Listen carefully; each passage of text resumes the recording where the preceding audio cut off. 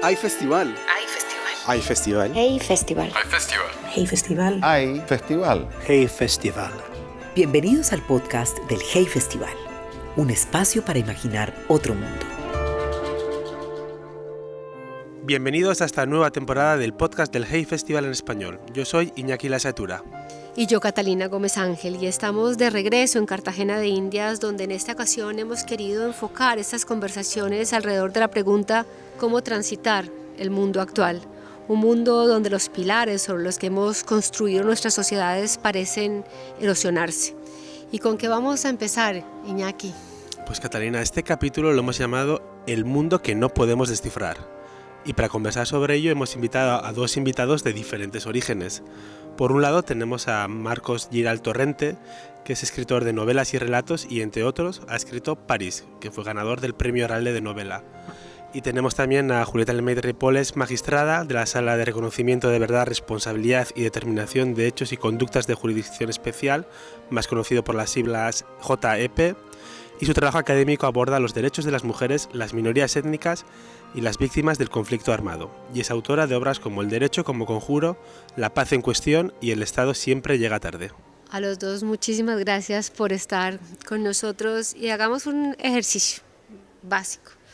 Pongámonos en el papel de un joven adolescente que viene hacia ustedes y les dice, ¿cómo me explicaría el mundo en que vivimos? ¿Por qué esta incertidumbre que dicen los mayores en las que estamos? ¿Cómo explicarían ustedes este momento histórico en el que estamos? Bueno, yo creo que es un momento, tú lo has dicho, de tremenda incertidumbre porque de alguna forma los valores que han sostenido la civilización hasta ahora pues se están derrumbando en varias esferas, ¿no? Se están derrumbando por un lado lo que considerábamos hasta hace muy poco la transmisión del conocimiento, es decir, la base para transmitir el conocimiento era la lengua, generalmente la lengua escrita, la lengua hablada, y eso está siendo, digamos, amenazado por una nueva transmisión que fluye a través de las redes de una manera más rápida, de una manera muchas veces que no propicia precisamente la reflexión sobre los acontecimientos, sino la inmediatez, que propicia no el juicio meditado, sino las reacciones emotivas, etcétera, ¿no? Y al mismo tiempo estamos viviendo como unos consensos básicos, es decir, también tenemos que subrayar que no veníamos del mejor de los mundos posibles, o sea que el mundo era imperfecto y como era imperfecto, pues está probablemente sucediendo lo que está sucediendo. Si hubiese sido perfecto, no estaríamos en esta tesitura, pero en cualquier caso era mejor que el que parece a veces que es el mundo al que vamos, ¿no?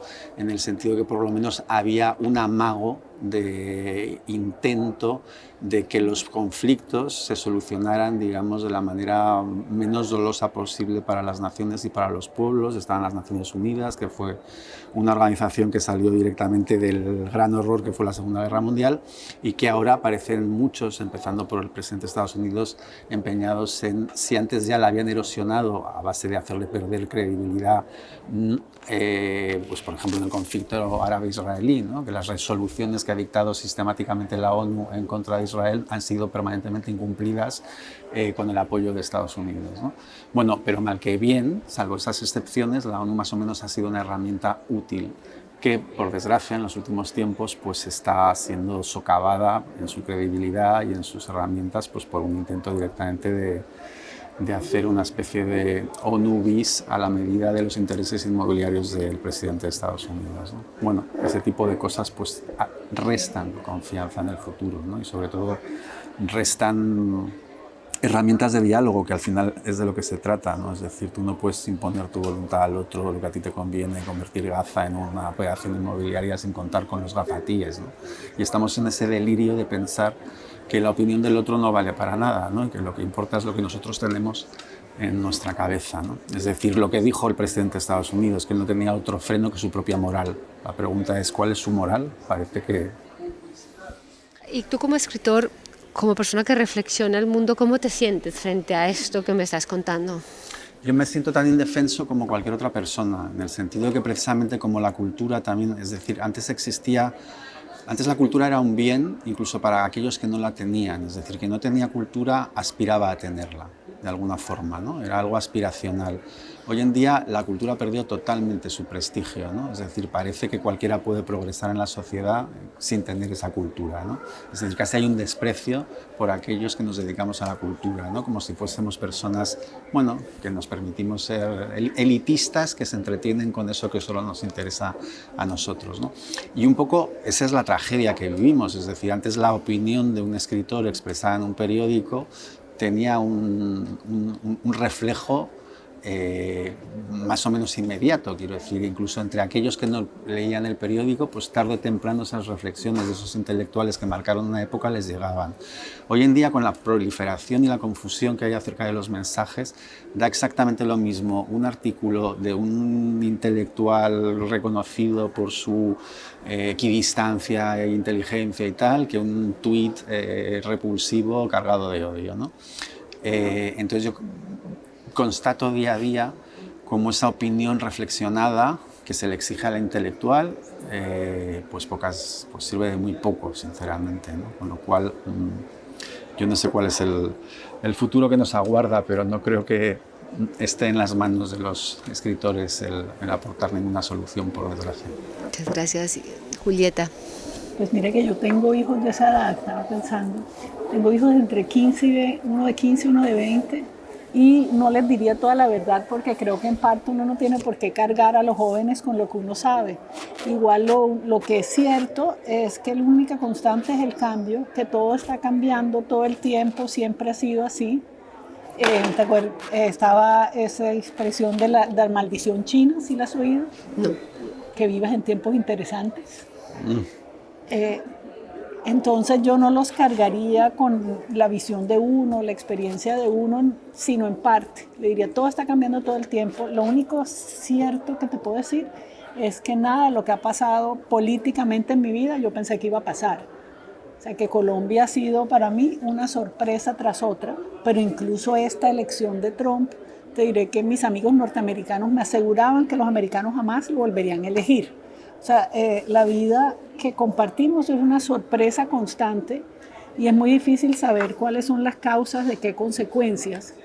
Y el cambio y el sentimiento que tiene uno después de cierta edad, que todo está cambiando y que todo también va peor, a veces también es... Hay una obra del teatro que se llama El Rey se muere. Y entonces cuando el rey se está muriendo, ¿cómo es que se llama el autor? Es el de la cantatriz calva, un rumano, se me escapa. Entonces toda la obra de teatro es teatro del absurdo y llega, el rey se está muriendo y entonces le llegan noticias. Ionesco, ¿no? De Ionesco, exactamente. Entonces llegan la gente de los delegados y le dicen, señor, Sir, la provincia tal ha desaparecido. La provincia tal está derrumbada. ¿Sí? Y le empiezan a llegar las noticias de que el mundo la guerra, sí, los horrores, y lo que está sucediendo es que él se está muriendo. Entonces yo creo que también si uno está como mirando objetivamente los últimos 20 o 30 años de su vida, por estadística, no tiene por qué cargarle esa mirada a quien tiene por delante 80 o 100, porque realmente no sabemos qué va a pasar. Si uno lo piensa, por ejemplo, mi abuelo, gran ilusión, se graduó del colegio, era una familia de migrantes franceses, lo mandaron a estudiar a Europa, a París, 1939. A los 6 meses le dijeron, Marconi, sí, devuélvete inmediatamente, Hitler acaba de invadir Polonia. ¿Sí? Entonces realmente la vida de cada uno, este pedacito que nos toca, lo único que sabemos es que va a ser de cambio y de grandes cambios, y del resto no sabemos. Ahora, si tú me dices por dónde van las cosas, yo supondría que si me invitas es porque quieres hablar de derecho internacional, porque de otros temas, poco. Entonces yo les diría que se vieran el discurso de Carney. O sea, ese tipo es mi nueva traga.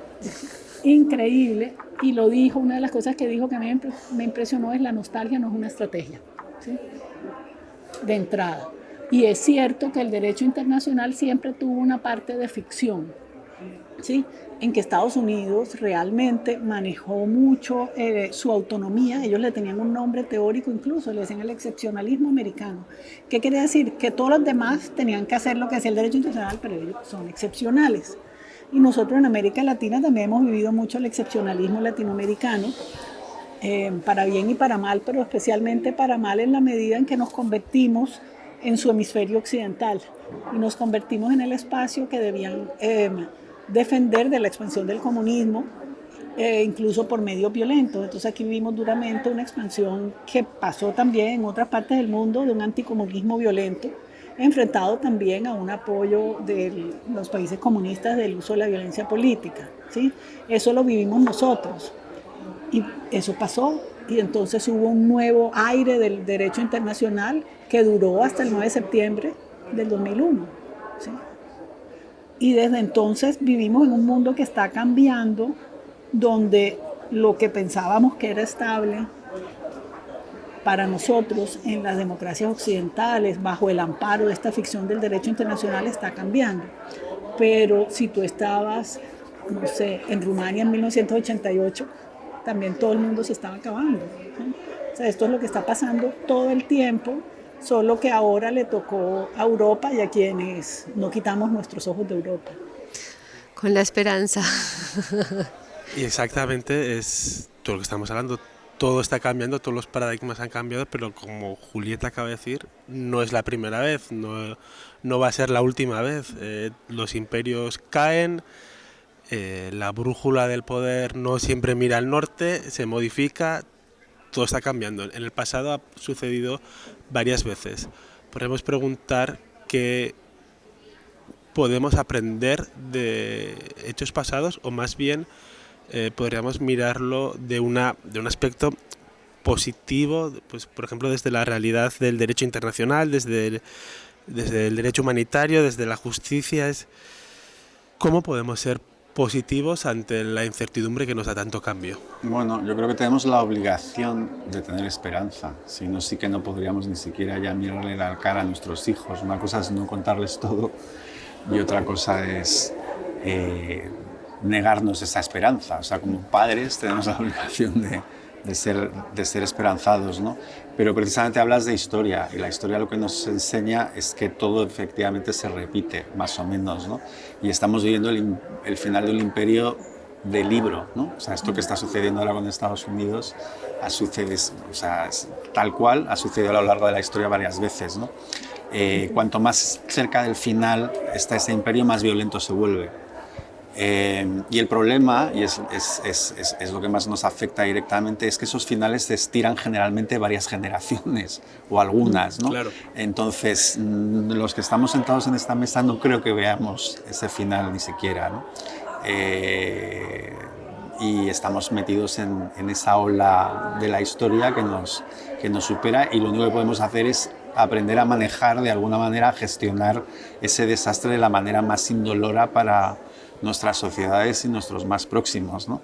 Pero evidentemente van a morir matando, por decirlo de alguna manera, salvo que se produzca una revolución en Estados Unidos, que sería una guerra civil que tampoco querrían los norteamericanos, con toda la razón del mundo. Pues hay pocas formas de hacerles rectificar, ¿no?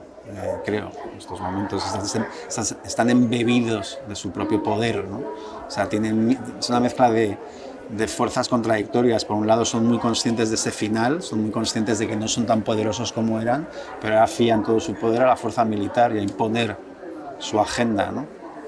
De manera que, no sé, Julieta tendrá seguro que...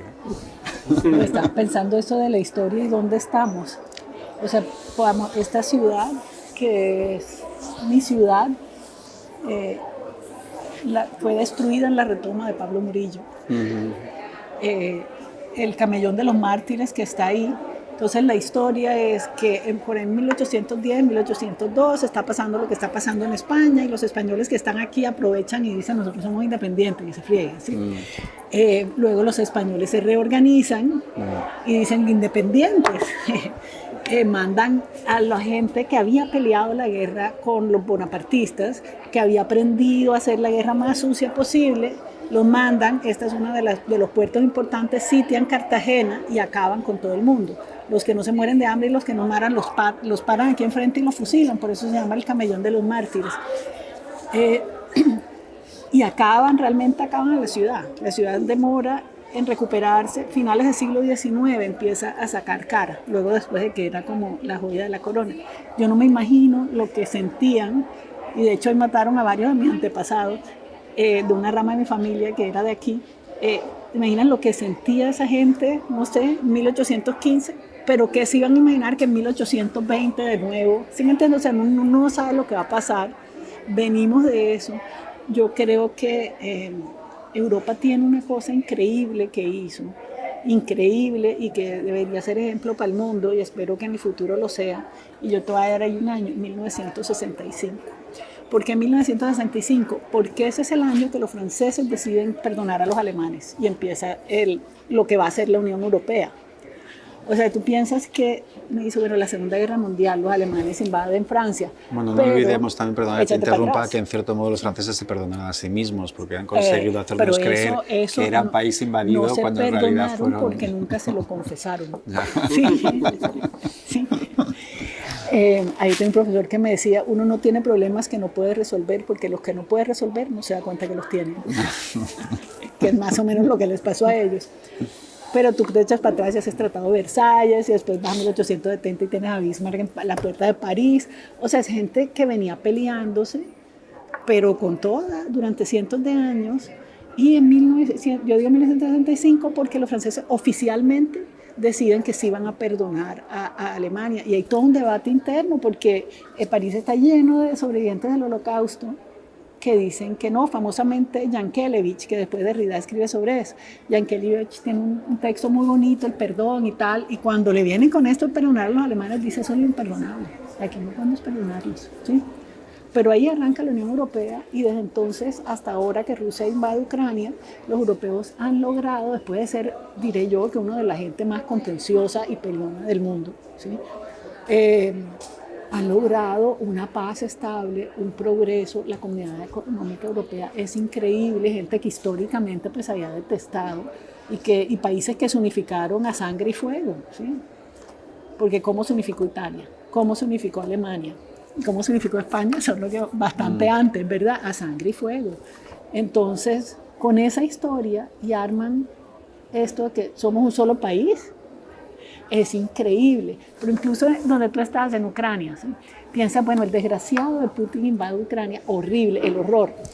Hay una cosa que yo no dejo pensar porque no sé qué significa, y es que en el año 2012 Putin le manda una carta al New York Times, ¿ustedes no la han visto? Buenísima, 2011-2012, en que Putin le dice a los americanos, ustedes lo que están haciendo en Siria, o sea, como la presencia americana en el Medio Oriente, pero en este momento se refiere específicamente a la presencia americana en Siria. Y les dice, ustedes están destabilizando el régimen de Assad, no sabemos qué va a pasar con eso, pero están violando y tienen 10 años de estar violando todo lo que dice la Carta de Naciones Unidas. O sea, ¿para dónde van ustedes? ¿Para qué se creó el Consejo de Seguridad? Si ustedes tienen 10 años de estar actuando de manera unilateral, ¿sí?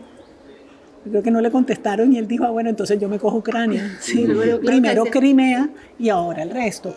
Y a él se le olvidó que él también tenía una base en Siria, el Tartus, y que él había estado entrenando el ejército sirio y que Bashar vivía de lo que él le daba. Entonces, la excepción es la Unión Europea. O sea, que la comunidad, que estos 27 países hayan logrado esto, o sea, realmente... Tú en París en 1965 nunca hubieras pensado que iba a haber una comunidad económica europea, mucho menos una Unión Europea. Y ese es el mundo que nos cuesta descifrar hoy en día, porque Europa, a pesar de todo esto, y además que Europa obviamente ha tenido que despertar frente a esta invasión de Putin. Todavía. Bueno, un poquito. Bueno, la de Putin, sí, pero igual le cuesta. Igual Europa está, o sea, logró, pero igual Europa es como si le costara moverse. Y yo creo que eso es uno de los grandes interrogantes del mundo actual, porque todo el mundo ataca a Europa, todo el mundo necesita, o los que creemos en la democracia, en las libertades, en el derecho internacional, en la justicia,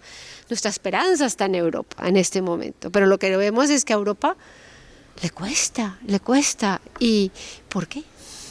Bueno, yo creo que hubo ampliación precipitada, es decir, en el seno de Europa hubo siempre una quinta columna que era Gran Bretaña, que nunca estuvo demasiado interesada en que Europa avanzase muy deprisa como los franceses y alemanes en determinado momento quisieron.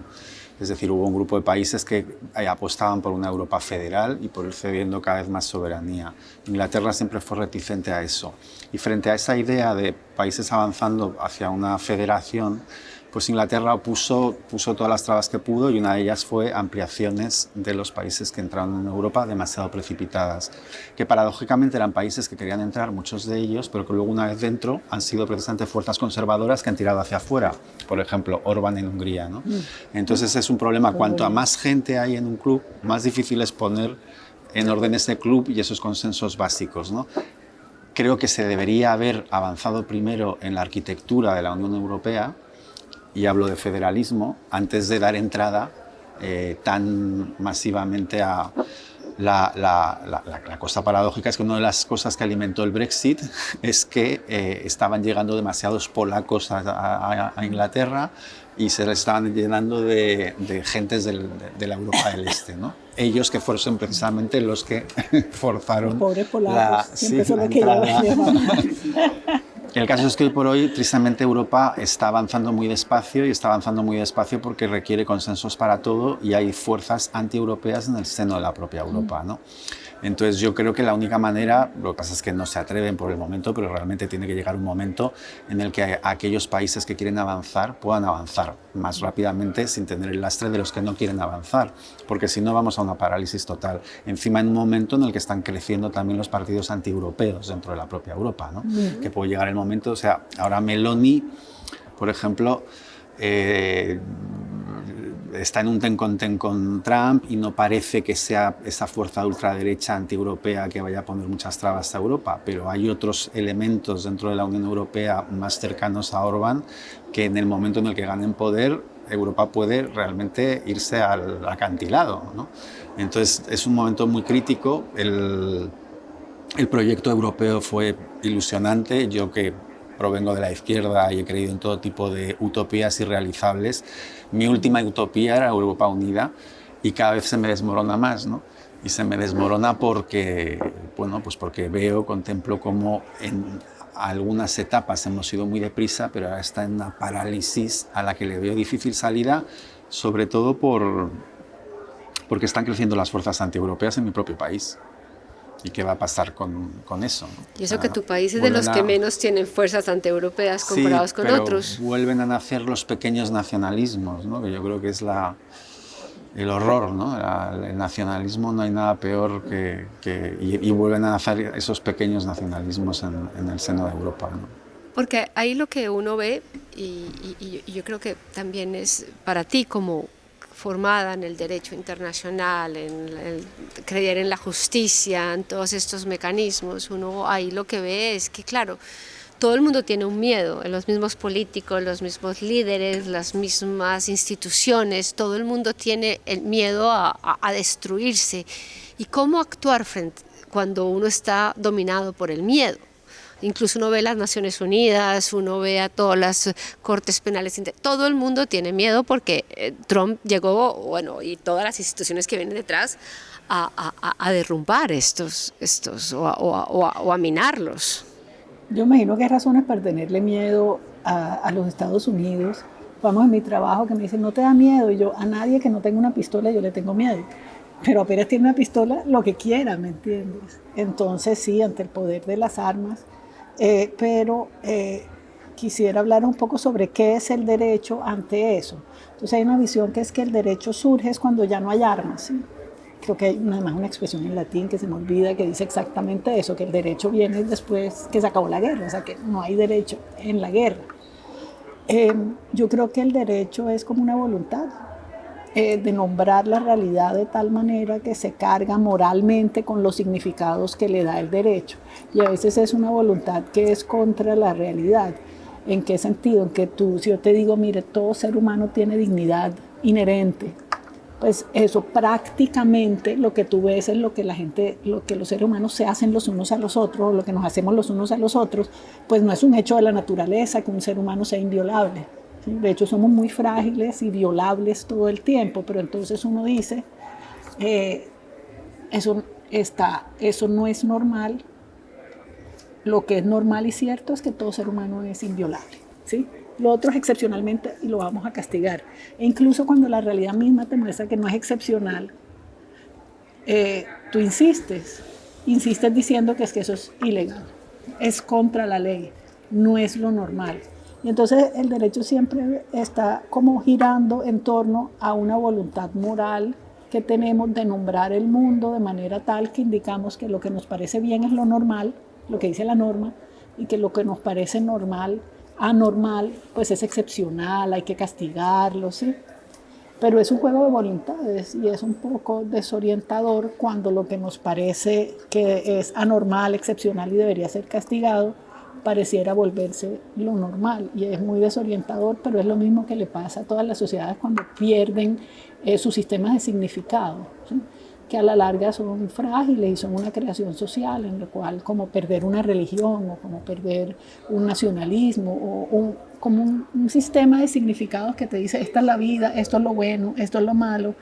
Y nosotros desde la Segunda Guerra Mundial, de la mano de Europa, escogimos el derecho internacional, por lo menos para las élites educadas, como un referente de lo que en adelante sería nuestra moral. Y ahí es interesante, pongamos que la Iglesia Católica, que a mitad del siglo XX ya siente pasos de animal grande con lo de la ciencia y el desmonte del sistema de creencias, le apuesta al derecho internacional y le apuesta a los derechos humanos. Y uno ahí ve el papel de la Iglesia Católica, sobre todo a partir de unos delegados americanos, pero en general hay una apuesta por el derecho internacional como aquella mecanismo cultural donde se iban a mantener unos valores, y ahí te estoy hablando, por ejemplo, de dignidad humana, que es un valor central del catolicismo, ¿sí?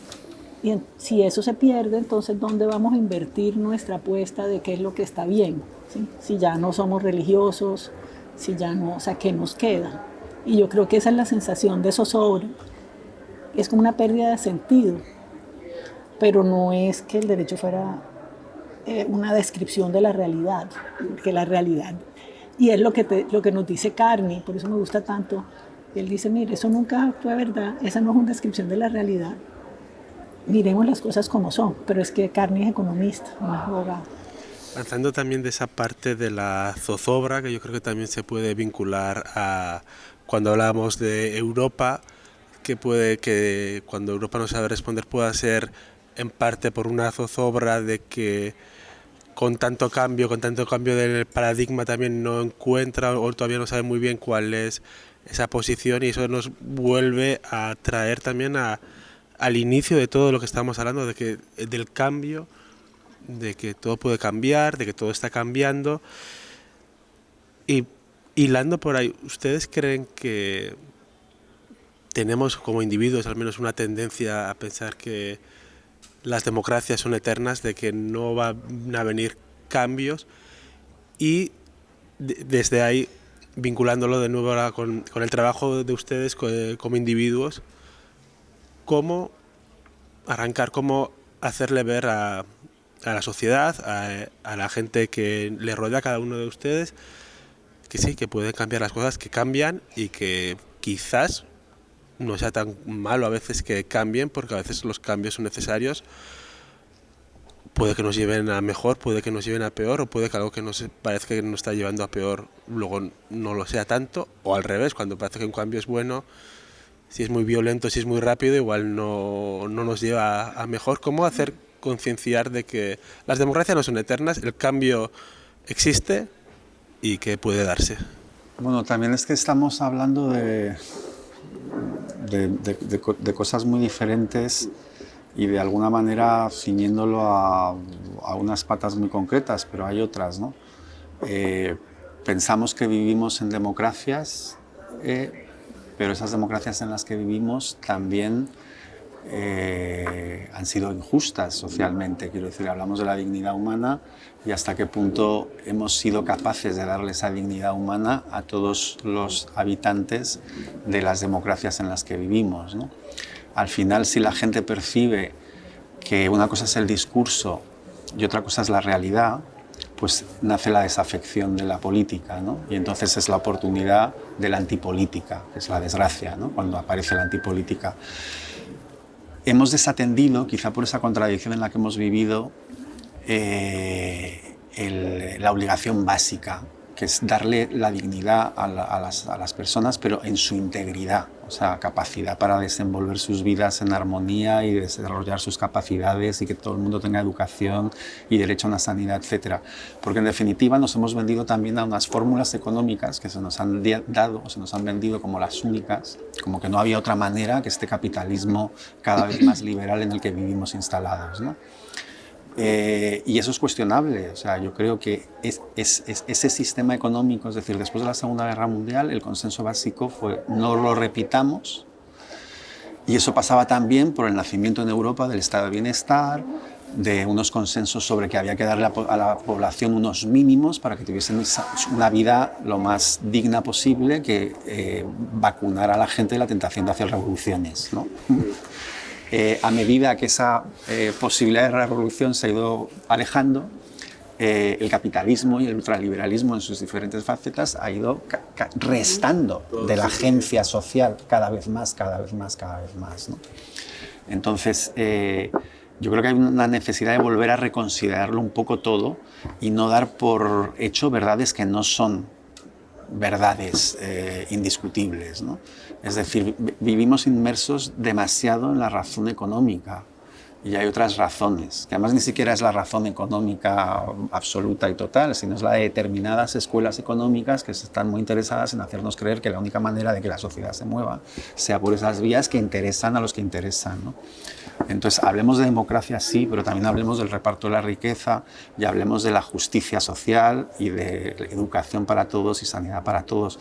En el momento en que la población perciba eso, que no hay una contradicción entre lo que los políticos dicen y luego lo que hacen, será todo mucho más fácil, ¿no? Pero, mientras tanto nos perdemos en discursos que muchas veces son hueros, ¿no? Por parte de los políticos. No tenemos que conformarnos, decimos, vivimos en democracia, pero ni siquiera vivimos en una democracia. O sea, la democracia es el estado ideal, ¿no? Pero vivimos en una fórmula democrática llena de defectos, ¿no? La democracia liberal que conocemos, más o menos con diferencias en unos países o en otros, ¿no?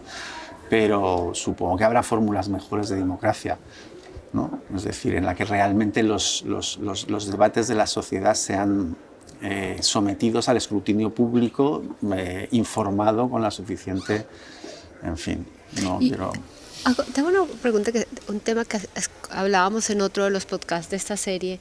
Como escritor, como pensador, como persona que reflexiona su época, ¿cómo lo piensas tú esto que está pasando? ¿Cómo lo transmites a partir de la literatura? Bueno, yo nunca he creído, esa es una cuestión mía personal, respeto mucho a los escritores que hacen política a través de la literatura, ¿no?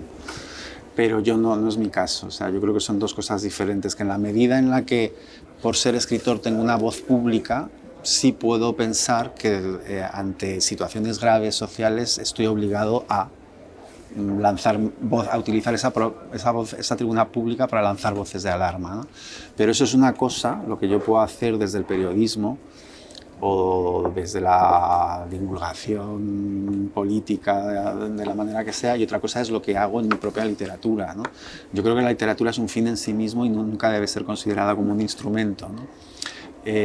No es bueno nunca politizar la literatura. Al final, de la politización de la literatura solamente sale mala literatura. Pero no lo hablo como denuncia, no lo hablo sino como persona que reflexiona. Cuando miramos escritores de mediados del siglo pasado, cuando hay muchos escritores que nos contaron, que nos reflexionaron y que hoy muchos creo que miramos a ellos para entender lo que pasó a mediados o antes de las Primera y Segunda Guerra Mundial, para un poco buscar pistas para entender lo que pasa allí.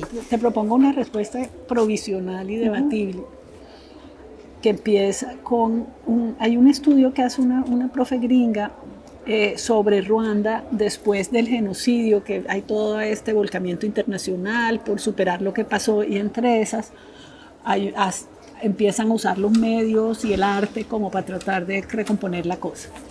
Y hacen una telenovela que es Romeo y Julieta, solo que Romeo es Tutsi y Julieta es Hutu al revés, y tiene final feliz. Entonces es una radionovela súper popular, todo el mundo la oye, y esta profesora estudia como grupos de personas a ver cómo van a reaccionar a la radionovela. Y lo que encuentra es lo que ella llama lo de la narrativa, y que la narrativa es lo que es normal. Entonces, la gente de ella dice que después de oír la novela, todavía si son hutus o tutsis, le parece mal que su hijo o su hija se case con alguien de la otra etnia. Pero dicen, pero parece que eso ahora pasa. Y ese fue el gran cambio, o sea que la gente como dice, bueno, eso es lo que pasa ahora, ¿sí? Yo creo que esta idea de la narrativa, o también le puedes decir, creo que es Yuval Harari, que es tan buen popularizador de la ciencia, que lo dice en inglés, dice, we're a story-driven species, o sea, somos una especie que se guía es por los cuentos. Y realmente cuando yo vi eso, me contestó una pregunta que yo me he hecho por mucho tiempo porque me fascina, y es que somos el único mamífero que es capaz de vivir en estas gran concentraciones. ¿Sí? ¿Se acuerdan? Yo crecí con el cuento que los famosos lemures que se suicidan. La mayor parte de los mamíferos, si tú pones muchos mamíferos juntos, los unos matan a los otros porque no se aguantan. O sea, los mamíferos por lo general, los que más se acercan a nosotros, no se aguantan estar tanto juntos en un solo sitio. Ahora piensa en Nueva York, ¿sí? Y no nos matamos, o sea, somos una especie increíble porque el único otro ser vivo que es capaz de hacer esto son los enjambres de insectos, y ni siquiera todos los insectos. Las abejas, por ejemplo, cuando uno piensa en enjambre, llegan a un punto mucho menor que Nueva York, sacan una reina nueva y se abren, ¿sí? Porque no se aguantan vivir tanto juntos. Siempre he preguntado, ¿cómo hacemos? Somos el único mamífero que se aguanta esto, y en realidad somos muy capaces, o sea, es una cosa realmente increíble. Tú ves la gente en un metro, ¿no? Todo el mundo sale, entra, se monta, sale, nadie se mata. A pesar de que uno va así, ¿sí? Y dan ganas, pero no, nadie se mata. Eso es increíble, y yo creo que es por esta capacidad que tenemos para contarnos historias sobre qué quiere decir lo que estamos haciendo, para dónde vamos, como unas historias en común, ¿sí? Y yo creo que ese es como un puente, como por cerrarte la cosa, entre el derecho y la literatura en cuanto narrativa, que son las historias que nos contamos a nosotros mismos. Son historias que nos estamos contando todo el tiempo, que nos permiten vivir juntos, y todo el tiempo estamos buscando las historias que nos permitan vivir juntos. La novela, que es una creación europea y también histórica, tiene una cosa increíble para vivir juntos, que es que realmente explota una capacidad que yo creo que también es de la especie, de la empatía, ¿sí? Entonces, como especie, una de las cosas que nos ayuda a contarnos historias, a vivir juntos, es pues que hablamos, nos escuchamos y tenemos la capacidad como de conmoverse. O sea, tú me cuentas que estás en Irán y yo digo, con esta gente que mataron en Irán, tú me cuentas y yo enseguida me conduelo. Sí, como esa capacidad de empatía. Y la novela es como la empatía con esteroides, ¿sí? O sea, uno se pone a leer y uno está ahí llorando por esto, o sea, realmente te explota, y en general con eso nos contamos historias los unos sobre los otros que nos potencian la empatía. Una novela te pone en el lugar de cualquier persona, en cualquier parte, alguien que tú pensabas completamente ajeno a ti, te lees una novela de un chino y de repente entiendes a los chinos, te caen bien, sientes empatía, te identificas, a pesar de que son literal las antípodas, ¿sí? Entonces y el derecho de alguna manera es una manera muy rudimentaria, y es la Declaración de los Derechos del Hombre, inicialmente del hombre, ¿sí? La pregunta por la exclusión, la abolición de la esclavitud, ¿sí? O sea, como que nos tratamos de contar también historias sobre qué somos, qué está bien y qué está mal, solo que el derecho lo hace de manera masiva y muy rudimentaria, y la novela lo hace, o sea, te explota. Para los jóvenes es buenísimo leer novelas, porque les desarrolla la empatía, la sensibilidad, el ponerse en lugar del otro. Y aprender y entender el mundo. Yo creo que muchos de los que leímos novelas desde que éramos chiquitos... El problema es que los jóvenes están dejando de leer novelas. Sí, pues yo... Sí, mis hijos y los amigos leen. Tienes suerte. Sí. ¿Leen novelas? En realidad son como cuentos, entonces hay la multiplicidad de formas de consumir cuentos, pero tanto novela como novela gráfica, o sea, para ellos hay como un continuo, ¿sí? Entonces sí, se pasan 2 horas en la tableta viendo YouTube, pero pasan de las 2 horas a la novela y después pasan o sea, son como muchos medios, pero en realidad se están contando cuentos, y en eso, en la medida en que sean cuentos sobre los demás y o sea, que te permitan ponerte en el lugar del otro, a mí me parece que, o sea, por decirte algo, léete Los Miserables, o sea, uno se puede leer la novela, ¿me entiendes? Un poco harta, demasiadas descripciones para mi gusto, pero te la aguantas. Me voy a poner a mis hijos a leerse Los Miserables, pero el musical evoca, construye sobre eso y con la música evoca muchas de las emociones que me interesan, ¿sí? O sea, lloran en los sitios que toca llorar, se conmueven y entonces, ¿por qué tendrían que leerse la novela decimonónica? Lo importante es la empatía, ¿sí? Que lloren donde toca. Y para cerrar, porque ya nos ponen el tiempo, Julieta, tú te levantas por las mañanas. Tu trabajo es trabajar en investigaciones, en derecho, Un trabajo horrible. Investigar. Es que todo empieza a desmoronarse, pues ves a este señor destruir a todas las instituciones. ¿Cómo te levantas, cómo te das ánimo y cómo sigues haciendo tu trabajo y cómo lo ves en el futuro? Fíjate que por hablar bien de la novela, mi abuelo era un tipo muy conservador. De hecho, él, estando Franco, era admirador de Franco. Y yo estudié en un colegio americano, con mis profesores eran como hippies y a mi abuelo le parecía terrible porque parecía que me estaban como corrompiendo. Entonces, por las tardes, él me puso a leer a los conservadores europeos, o sea, como para tener tal. Y yo me acuerdo de una obra, un tipo muy conservador y desprestigiado en Francia, que es Henri de Monterland. Y hay una obra de teatro que a mí me impactó para toda la vida, y de hecho yo la siento presente en mi trabajo. Es decir, se llama El Maestro de Santiago. Y la historia es la siguiente. Viene la conquista de España a las Américas y es la época en que España, país increíble, hace todo este debate sobre si es legal invadir o no. Yo creo que es el único país que hizo un debate legal a ver si era legal o no invadir a alguien más. O sea, toda mi admiración. Entonces, ese es como en ese momento. Y él, que el protagonista está completamente en desacuerdo y le parece profundamente inmoral la conquista a América, ¿sí?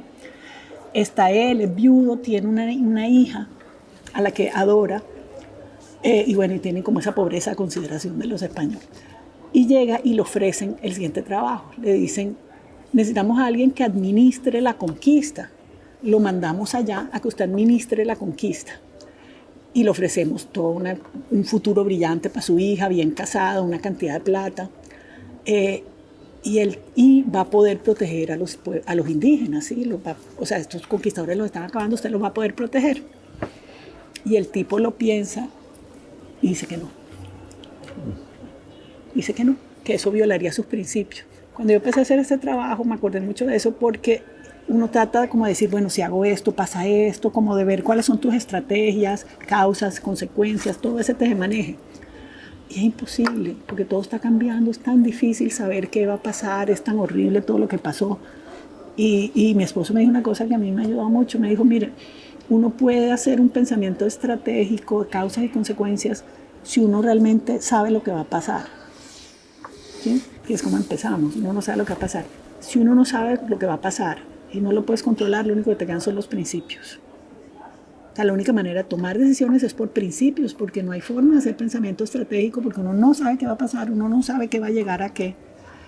Entonces yo me acuerdo del Maestro de Santiago, del MET de Santiago, porque uno no sabe, o sea, uno se queda pensando, bueno, pero si él hubiera administrado la conquista, de pronto no hubiera matado tantos indios, ¿sí? De pronto no hubiera sido tan horrible la destrucción de los pueblos, quién sabe. Pero realmente en la política son cosas que quién controla qué. O sea, qué causa qué, quién puede actuar estratégicamente. Entonces uno solo le queda actuar por principios. Entonces yo me levanto y digo, bueno, pues yo voy a hacer lo mejor que pueda porque más no puedo. Voy a hacer mi trabajo como hay que hacerlo y ya. ¿Y tú? Pues un poco parecido, aunque creo que efectivamente la única opción que tenemos es actuar conforme a nuestros principios y tratar de influir de la mejor manera en nuestro círculo de confianza, en la gente que está a nuestro alrededor y quien entra en ese círculo de un modo o de otro. Últimamente en Europa, por ejemplo, donde en todos los países se había eliminado el servicio militar obligatorio, vuelve a instaurarse el servicio militar obligatorio por miedo a Rusia. Suecia tiene servicio militar obligatorio de nuevo, Noruega lo va a implantar, Francia lo va a implantar, etc. Sí. Sí. Yo tengo un hijo de 16 años, lo siento mucho, si llega Putin a invadir Europa, no voy a sacrificar a mi hijo para defender Europa.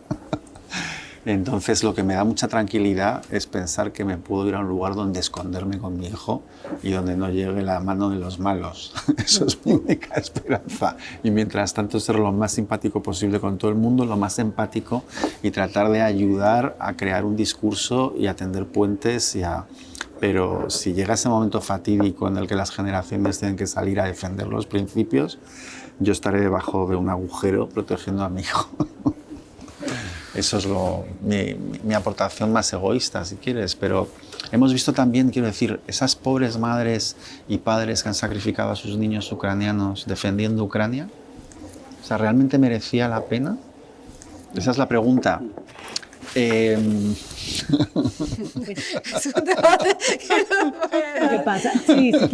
Lo que pasa es que ahí yo creo, o sea, como para tranquilidad tuya, es una idea también culturalmente específica, de que mejor vivir de pie que morir de pie que vivir de rodillas. Claro, es una cosa muy europea. Sí, pero cuando has visto tantas veces eso repetido en el tiempo, que luego han vuelto las rodillas. Lo que estoy diciendo es que, mira, los colombianos por lo general no somos de esa creencia, ¿sí? Somos un país, por ejemplo, que se desplaza. Aquí lo que más había es desplazados. Porque a esa hora la mayor parte de los colombianos lo que decimos es yo más bien me voy, ¿sí? Esto se puso muy feo, yo más bien me voy, yo no me voy a dejar matar, pues yo no me voy a dejar que colombiano. Estoy diciendo eres colombiano de corazón. Nosotros somos generalmente un país lleno de gente que no piensa que vale la pena dejarse matar por una idea. Por eso somos un país también de desplazados, un país de migrantes, un país que dice, yo más bien cojo a mi hijo y me voy para España, allá estamos, ¿o no? Y eso es como la cultura nuestra, es que la familia viene primero y realmente yo no me voy a dejar matar, ni voy a dejar que maten a mi hijo por cualquier idea, y además con desapego de los bienes. Entonces la mayor parte de los colombianos no se dejó matar por la finca, ni por las vacas, ni por la plata. Y lo que uno dice es, ahí vemos a ver qué hacemos, ¿sí? Que es una expresión muy colombiana, no te preocupes, mi amor, ahí vemos a ver qué hacemos. Pero nos fuimos, la gente se fue como una expresión colombiana, con una mano adelante y otra atrás, ¿sí? Pero se fue. Entonces, bienvenido a Colombia. Uno no sabe qué puede pasar, es lo que nos has dicho hace unos pocos minutos. El título de este episodio se llama El mundo que no podemos descifrar. Seguro que no podríamos descifrar o no nos podríamos imaginar que la magistrada nos estuviera hablando del poder de la novela, nos estuviera hablando de literatura, y que con el escritor estuviéramos hablando de alta política, estuviéramos hablando de política, de la Unión Europea. Antes de que encendiéramos micrófonos, antes de que encendiéramos cámaras, también hablábamos de que ustedes dos no sabían tanto de cómo se iban a encontrar uno con otro, de qué íbamos a hablar. Probablemente no nos vamos con muchísimas respuestas y nos vamos con más preguntas, que es siempre lo que sucede siempre cuando cuatro personas se sientan delante de una mesa con o sin micrófonos.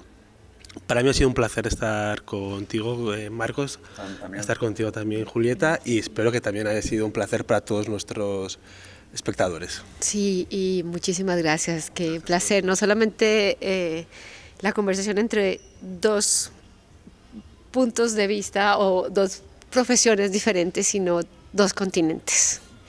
Y es muy bonito, dos miradas y dos aproximaciones. Pero antes de que se vayan, un libro para entender el mundo, o para intentar entenderlo.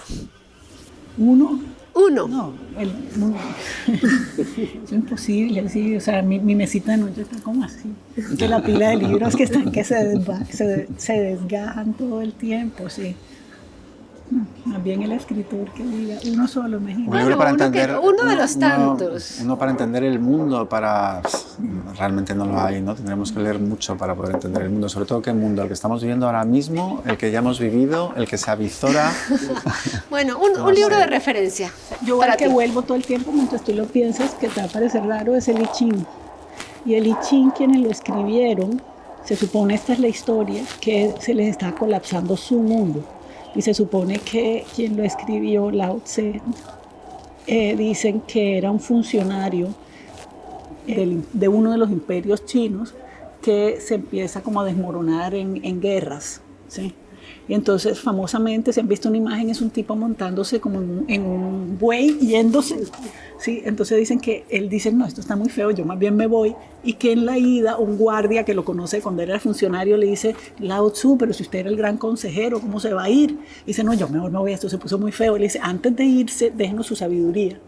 Y le deja el I Ching, que es el libro de los cambios. Es completamente críptico, eso no lo entiende nadie, tiene una cantidad de traducciones, pero yo tengo varias, y cuando realmente me agobian las circunstancias, generalmente he hecho el I Ching, y es como no sé, tiene un efecto poético que me calma. Entonces, el I Ching, te diría yo. Yo tengo una versión hermosísima que hicieron entre Omar Rayo y René Rebetés, que debes conocer, que era un escritor que vivía en San Andrés y uno de los grandes pintores colombianos. Era una caja espectacular que tenían del I Ching. Afortunada tú que tienes esa edición. Sí. Pues yo no sé, por decir algo me quedaría con los ensayos de Montaigne, que me parece, porque la novela, soy novelista y es muy soberbia la novela en sí misma en cuanto que pretende abarcar un mundo, ¿no? O sea, tiene esa ambición de abarcar todo un mundo, y me gusta la humildad de Montaigne, que es el creador del ensayo moderno, como de ser un merodeador, de ir fijándose en el mundo, un observador, y tratar de reflexionar sobre las cosas más pequeñas y las más grandes, ¿no? Y yo creo que al final, para dialogar, para entender al otro, hemos de partir también de la observación. O sea, al otro le tienes que dar un lugar y tienes tiene que ser un sujeto de interés para ti, ¿no? A mí a veces en los talleres de literatura los chicos me preguntan cómo empezamos a escribir, y yo les digo observando. O sea, realmente tú no puedes describir a una persona fumando un cigarrillo, bebiendo un vaso de agua, leyendo, si no te has demorado en observar. ¿Y cómo observamos? Digo, pues tomando el metro, tomando el autobús. O sea, yo jamás me aburro en ningún lugar, porque para mí la gente, siempre cualquier gente, por humilde que sea su condición, es objeto de interés, ¿no?